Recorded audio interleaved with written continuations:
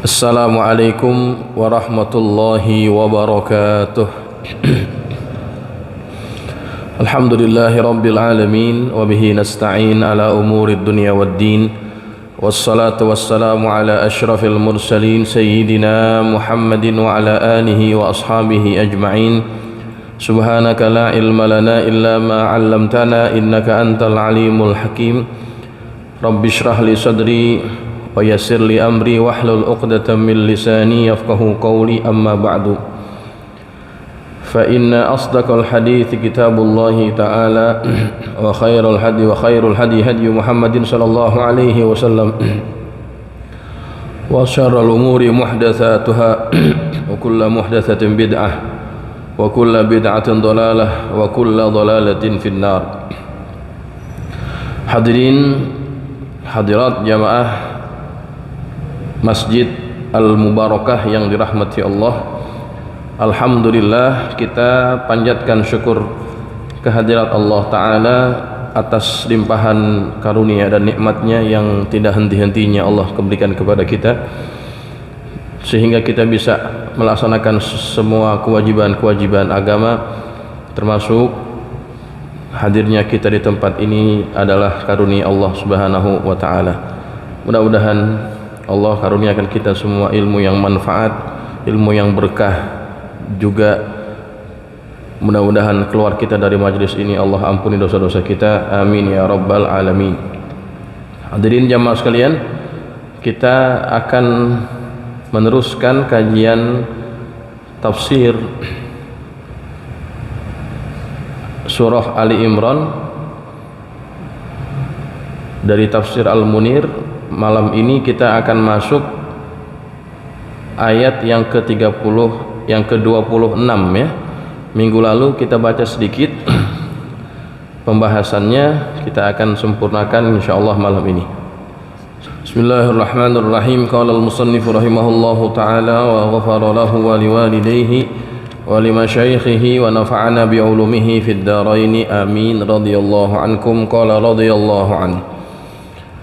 Pada minggu yang lalu kita sudah membaca penjelasan sedikit yang disebutkan oleh Asy-Syaikh Nawawi mengenai qulillahumma malikal mulki, katakanlah wahai Muhammad, wahai Tuhan pemilik kekuasaan. Ya, sampai situ. Kemudian beliau menyebutkan beberapa riwayat bagaimana Allah memberikan kekuasaan kepada orang-orang yang dikehendakinya, yaitu runtuhnya kerajaan Romawi dan Persia takluk kepada umat Islam. Baik, kita baca lanjutannya. Waruwiya annaha nazalat fi sya'ni Quraisy. Diriwayatkan bahwasannya ayat ini turun berkaitan orang Quraisy, liqaulihim li Rasulillahi ta'ala, li Rasulillahi sallallahu alaihi wasallam, ketika mereka berkata kepada baginda Rasulullah sallallahu alaihi wasallam, kata mereka, Kisra yanamu ala farasid dibaj fa in kunta nabiyyan fa aina mulkuka. Kata orang-orang Quraisy, Kisra adalah panggilan bagi raja Persia. Kisra itu tidur di atas tempat tidur yang dilapisi oleh sutra. Maka kalau engkau itu adalah nabi, di mana kerajaanmu? Nah, begitu. Orang Quraisy bertanya seperti itu, maka turunlah ayat ini. Qulillahumma malikal mulki tu'til mulka man tasya, sampai akhirnya. Nah, ada riwayat yang disebutkan ini menjadi salah satu sebab turunnya ayat tersebut. Kemudian tu'til mulka ay tu'til mulka fid dunya, engkau memberikan kerajaan, yakni memberikan kerajaan di dunia, man tasya, kepada orang-orang yang engkau kehendaki, min khalqik, dari kalangan hambamu, makhlukmu, wa tanzi'ul mulka mimman tasya, dan engkau mencabut kekuasaan dari siapa yang engkau kehendaki, minhum ay dari mereka, daripada makhlukmu, imma bil mauti, bisa dicabutnya itu dengan sebab kematian, au izalatil aqli, atau dicabutnya kerajaan itu dengan sebab hilang akalnya alias jadi gila itu raja, au izalatil qawi, atau hilangnya kekuatan, wal hawas, hilangnya kemampuan atau kekuatan panca inderanya, au biwurudit talaf alal amwal, atau hilang kerajaan itu dengan sebab kebinasaan pada harta, au bisalbil mulki, atau dengan sebab Allah cabut kerajaan itu dari tangannya. Wa tu'izzu man tasya, dan engkau memuliakan siapa saja yang engkau kehendaki, bil iman, dimuliakan dengan keimanan, wal haqqi, dan dengan kebenaran, wabil amwalil katsirah, atau dengan harta yang banyak, minan natiki was samit, baik harta yang bicara atau yang tak bicara, artinya harta yang bergerak atau yang tak bergerak, wabi ilqa'il haibah, atau dengan diberikannya, dicampakkannya rasa takut, rasa segan, fi qulubil khalqi, pada hati makhluk-makhluknya engkau, makhluk-makhluknya Allah. Nah, itu maksud wa tu'izzu man tasya, ya. Allah bisa memuliakan siapa saja yang Dia kehendaki, yang Allah kehendaki. Wa tudzillu man tasya, dan engkau jugalah yang mampu menghinakan siapa yang engkau hinakan, siapa yang engkau kehendaki. Bagaimana Allah menghinakan seseorang? Bil kufri, dengan sebab kekufuran, wal batili, dan dengan sebab kebatilan.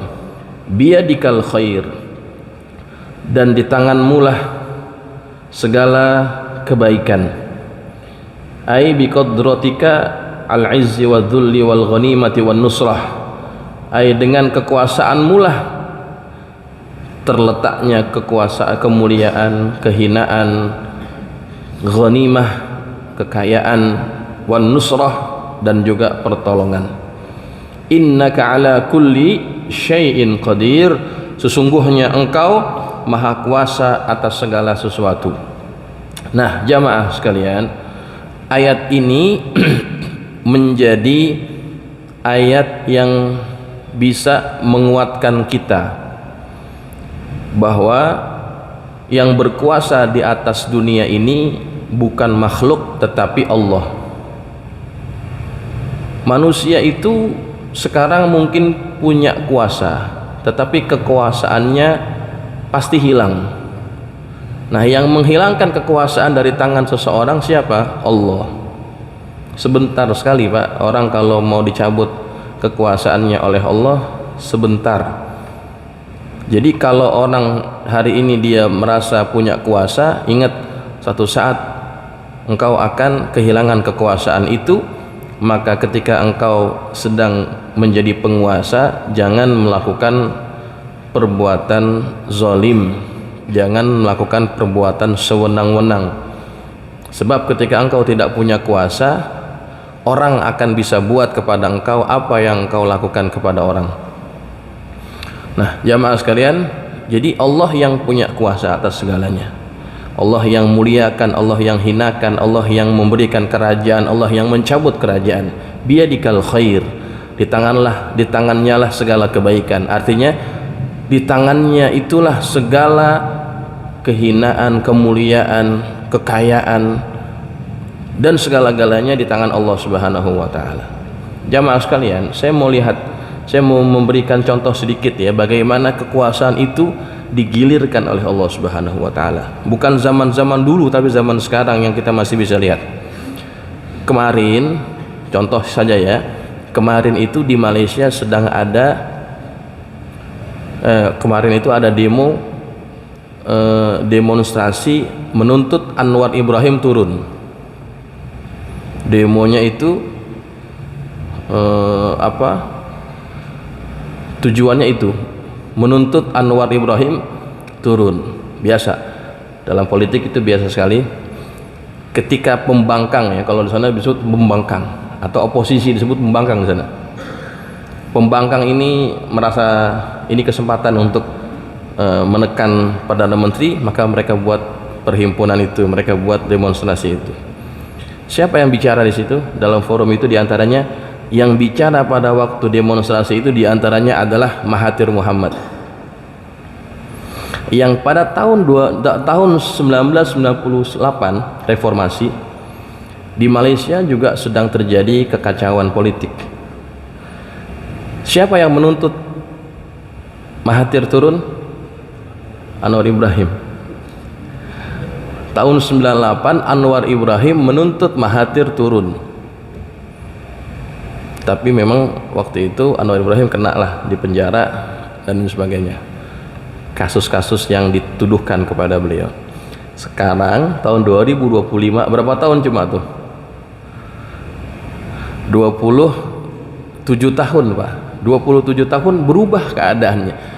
Allah takdirkan Mahathirnya masih hidup lagi, umurnya 100, baru kemarin ngerayain umur 100. Umurnya 100 Pak, masih ikut demo, coba itu. Dan dia orasi di atas podium itu dalam perhimpunan atau demonstrasi menuntut Anwar Ibrahim turun, coba itu. Coba, begitu gampang kan, begitu gampang, begitu mudah bagi Allah memuliakan orang yang hina dan menghinakan orang yang mulia. Artinya menaikkan orang jadi Perdana Menteri atau menurunkan dia jadi Perdana Menteri, gampang sekali jamaah sekalian. Coba, itu gambaran. Kalau di Indonesia mungkin dinamika politiknya nggak seperti itu ya. Kalau Malaysia tuh gitu Pak,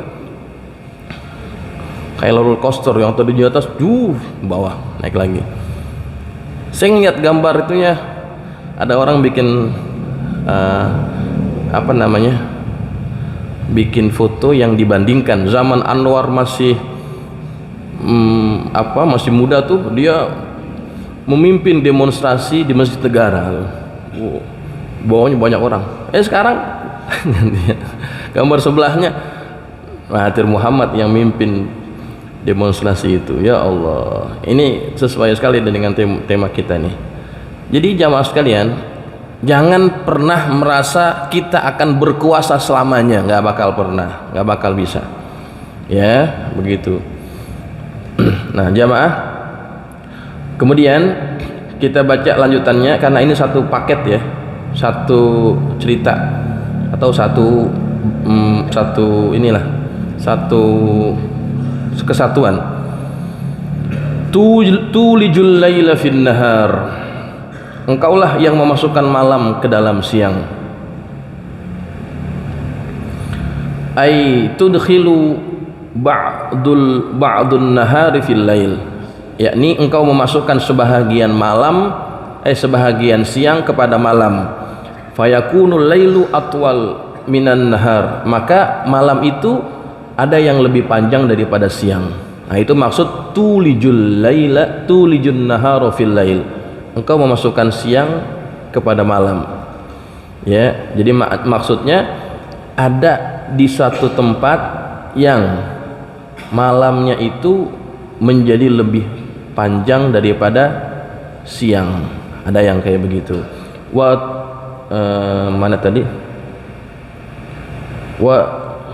Kayaknya kelewatan saya ini.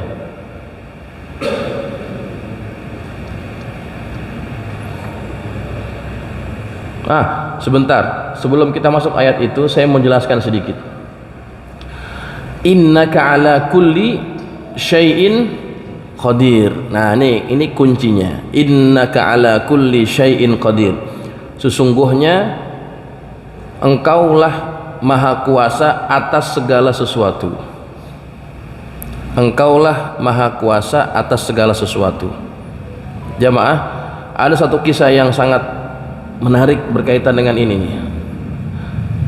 Barangkali saya pernah cerita di sini atau tidak, saya agak lupa. Ya. Tidak apa, kita akan jelaskan berkaitan dengan innaka ala kulli syai'in qadir ini.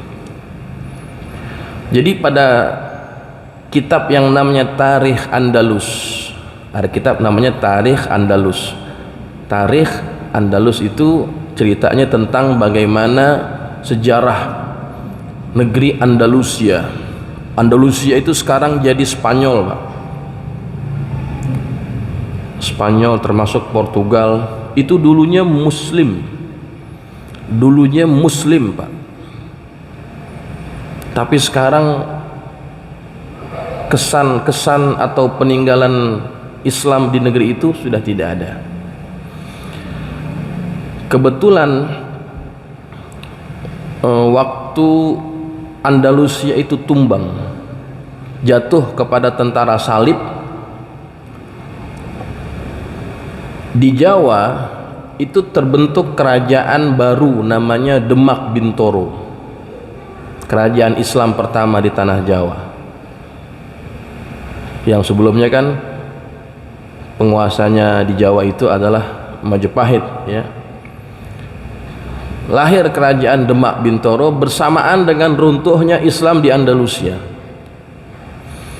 Jadi ada seorang ulama Kiai Maimun Zubair berkata begini, Allah itu tidak rela ada tanah di buminya yang tadinya menyembah Allah kemudian menjadi tidak menyembah Allah lagi. Allah tidak ridho, maka kemudian Allah gantikan di tanah yang lain yang tadinya mereka tidak menyembah kepada Allah menjadi menyembah kepada Allah. Di tanah mana tuh? Di tanah Jawa. Berbarengan, Pak. Nah, di dalam cerita itu kitab Tarikh Andalus ada satu penguasa namanya adalah Muhammad bin Amir. Namanya Muhammad bin Amir. Dia ini jadi penguasa atau jadi raja itu tanpa pernah orang bisa menduga-duga, Pak. Unik caranya. Jadi waktu itu rajanya meninggal. Raja ini punya anak, tapi anaknya masih sangat kecil, nggak mungkin jadi raja. Maka para penasehat kerajaan mereka bermusyawarah, kira-kira siapa yang kita proyeksikan menjadi pengganti raja. Maka mereka bersepakat, kita cari orang yang tidak ketahuan backgroundnya saja, artinya pejabat tinggi tapi backgroundnya tidak terlalu kelihatan jelas. Maka dipilihlah pada waktu itu di antara pejabat tinggi yang jadi raja adalah kepala polisi. Kalau kita bilang nih Kapolrinya diangkat jadi raja. Nah, jadilah dia raja. Namanya Muhammad bin Amir. Cuma ada ceritanya kenapa dia bisa jadi raja tuh. Jadi sebelum dia jadi raja, dulunya berpuluh tahun yang lalu dia ini adalah kuli, Pak. Kuli di pasar. Kuli berapa duit sih gajinya? Ya paling buat cukup-cukup makan. Nah, dia bersama teman-teman sesama kuli menyewa rumah biar nggak terlalu berat, maka mereka berkongsi. Tinggallah mereka di satu tempat, tinggal di situ. Satu malam Muhammad bin Amir ini dia ngomong sama teman-temannya, lagi rebah-rebahan ceritanya nih. Kalau saya jadi raja, kamu mau apa? Kalau saya jadi raja, kamu mau apa? Ini yang ngomong kuli, Pak. Kuli ngomong begitu. Kata temennya nih sambil ngeledekin, ngimpi loh jadi raja. Enggak, ngomong aja, kalau saya jadi raja kamu mau apa? Kata temennya yang satu, kalau kamu jadi raja berikan saya hadiah berupa uang, emas. Baik, kamu Teman yang satu bilang, kalau kamu jadi raja, berikan saya hadiah berupa kuda-kuda yang bagus. Nih satu lagi nih temannya nih, karena mereka berempat tinggalnya. Kamu apa?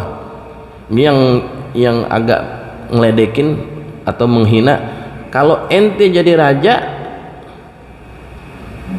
maka naikkan saya ke atas keledai, kemudian balikan badan saya, bawa saya ke pasar, suruh orang pasar sambitin saya pakai buah-buahan yang busuk. Oke, ini sambil ngejek Pak, ini omongan ngejek ceritanya. Emang sih kalau kita jadi temen juga mungkin kita ngomong gitu juga, lo ngimpi lo jadi raja lagi, kulit pakai ngimpi raja jadi raja. Tapi dia ngomong begitu ada dasarnya Pak, dia kepengen tuh membuktikan omongannya, karena nggak ada yang mustahil di tangan Allah.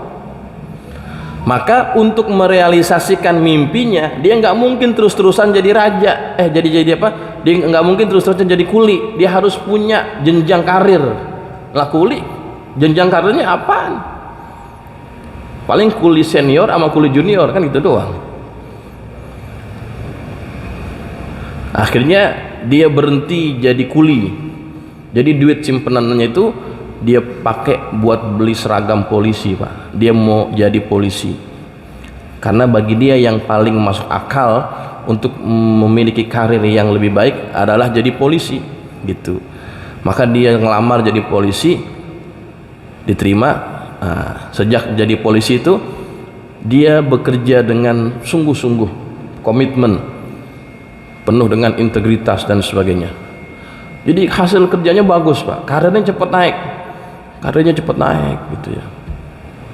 Nah setelah beberapa puluh tahun, kurang lebih 10 tahun lebih lah, karirnya itu sudah berada di puncak.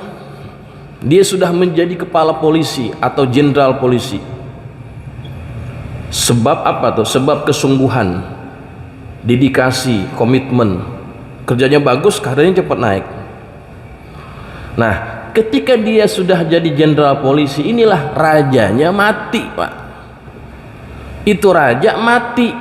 Nah para penasehat raja akhirnya milih dia karena backgroundnya nggak terlalu jelas kan, backgroundnya nggak terlalu jelas dia nih, bahkan mungkin ditutup-tutupin kali, CV-nya nggak ditulis dulu kerjanya kuli, nggak mungkin begitu kali ya. Akhirnya dipilih dia jadi raja. Nah begitu ceritanya. Akhirnya dilantiklah dia jadi raja, duduklah di singgasana raja.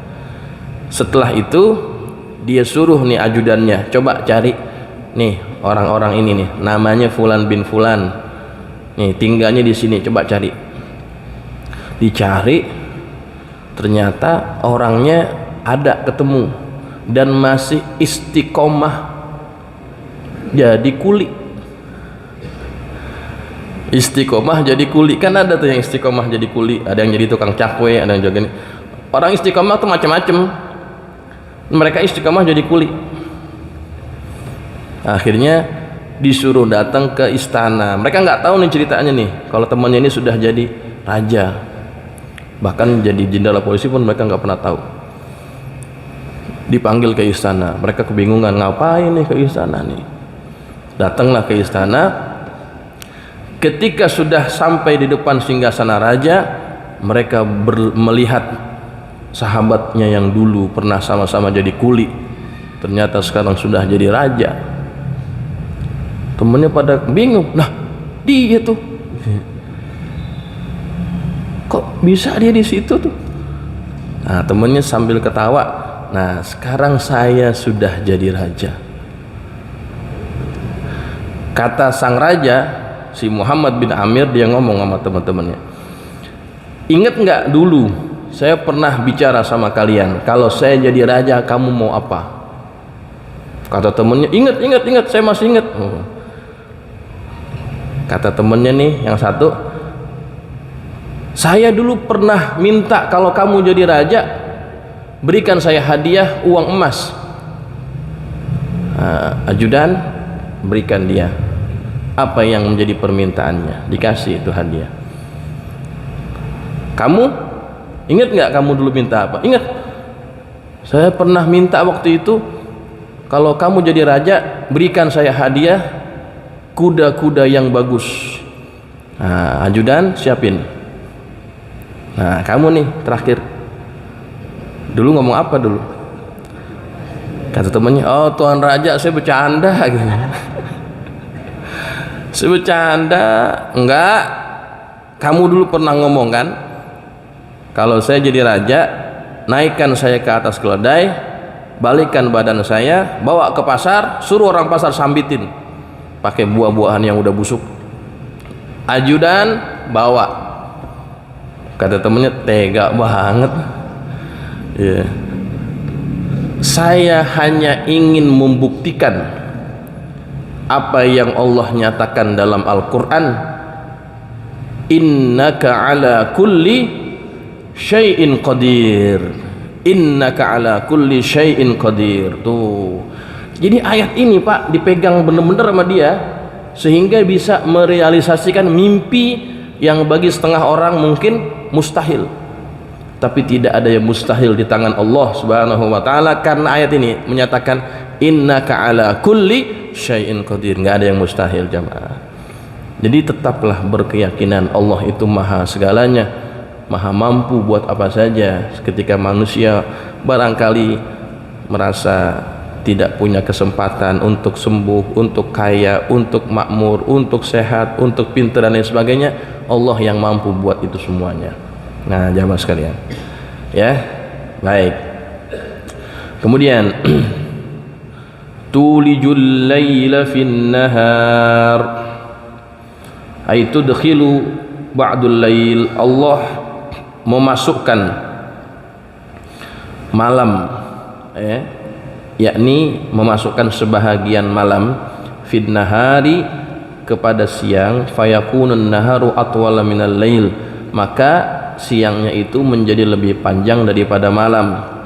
Wa tulijun nahara fil lail, dan Allah memasukkan siang kepada malam, aitu dakhilu ba'dun nahari fil lail, Allah memasukkan sebahagian siang kepada malam, fayakunul lailu atwala minan nahar, maka jadilah malam itu lebih panjang daripada siang. Ada yang seperti itu. Wa tukhrijul hayya minal mayyit, dan engkau mengeluarkan yang hidup dari yang mati. Allah mampu mengeluarkan yang hidup dari yang mati.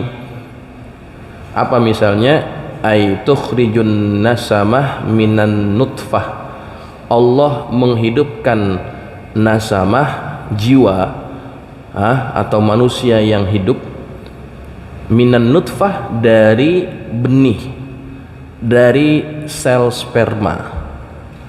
Sperma itu kan nggak hidup, artinya nggak ada nyawanya Pak, nggak ada nyawanya kan, memang dia hidup bergerak gitu ya, tetapi secara kehidupan dia nggak punya kehidupan seperti kita sekarang ini, nggak ada nyawanya dia. Allah mampu tuh mengeluarkan manusia yang hidup dari sperma yang mati. Waddajajah minal baydah, Allah mampu mengeluarkan ayam dari telur. Telur hidup nggak hidup? Telur ada, telur ada jantungnya nggak kira-kira? Nggak ada kan?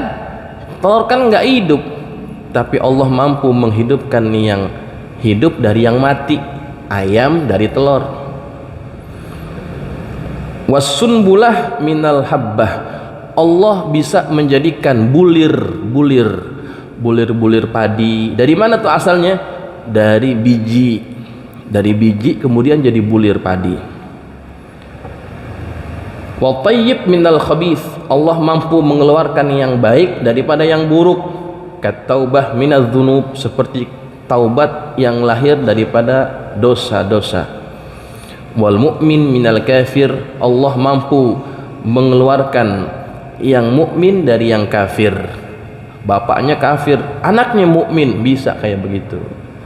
Seperti siapa? Ka Sayyidina Ikrimah, seperti Sayyidina Ikrimah min Abi Jahlin, dari bapaknya yang namanya Abu Jahal. bapaknya ini dedengkotnya orang kafir. Abu Jahal itu pemimpinnya orang kafir, tapi Allah bisa mengeluarkan darinya anak yang beriman kepada Nabi Muhammad, namanya Ikrimah. Masya Allah, bisa seperti itu ya. Fal muslim hayyun, fal muslimu apa ini, fal muslimu hayyul fuad wal kafiru mayyitul fuad. Maka muslim yang hidup hatinya dan kafir yang mati hatinya. Ini penjelasan daripada ini ya, daripada Ikrimah dan Abi Jahal. Bapaknya hatinya mati, anaknya hatinya hidup. Bisa seperti itu enggak? Bisa. Bagi Allah tuh enggak ada yang mustahil, jamaah sekalian. Wa tukhrijul hayya wa tukhrijul mayyita minal hayy, dan Allah mampu juga mengeluarkan yang mati dari yang hidup. Bisa seperti itu. Apa contohnya? Wa tukhrijun nutfata minal insan, Allah mampu mengeluarkan nutfah dari manusia. Ini sebaliknya nih, manusia mengeluarkan sperma, manusianya hidup mengeluarkan sperma, spermanya mati. Nah, itu maksud tukhrijul mayyita minal hayy, itu contohnya.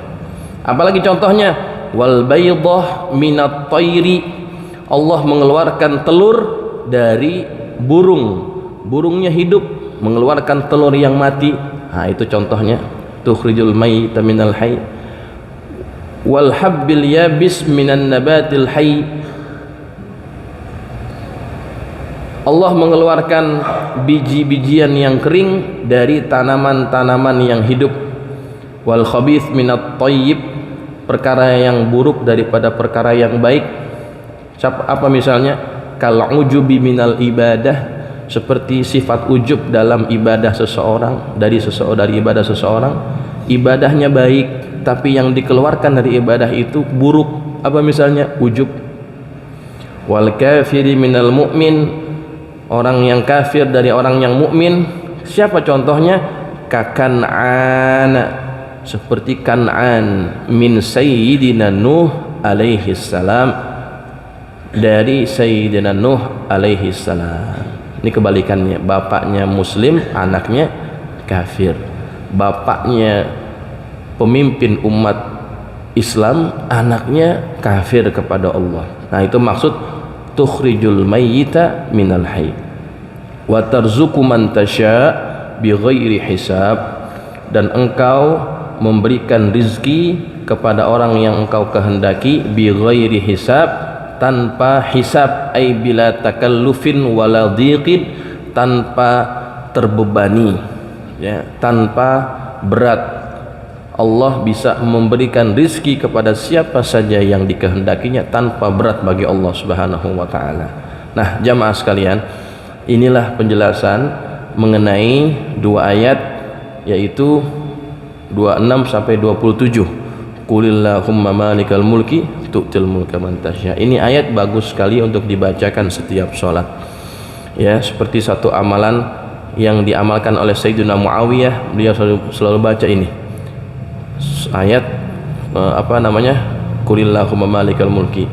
Nah, kita juga kalau di kebiasaan kita ya, wirid yang kita baca habis maghrib itu biasanya agak panjangan dikit ya, atau subuh itu ada ayat yang dimasukkan di dalamnya ayat ini, Qulillahumma malikal mulki tu'til mulka man tasya.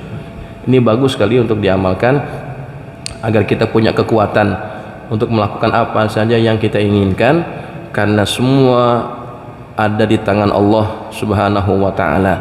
Manusia merasa lemah, Allah tidak pernah lemah. Manusia tidak merasa mampu, Allah maha mampu akan segala-galanya.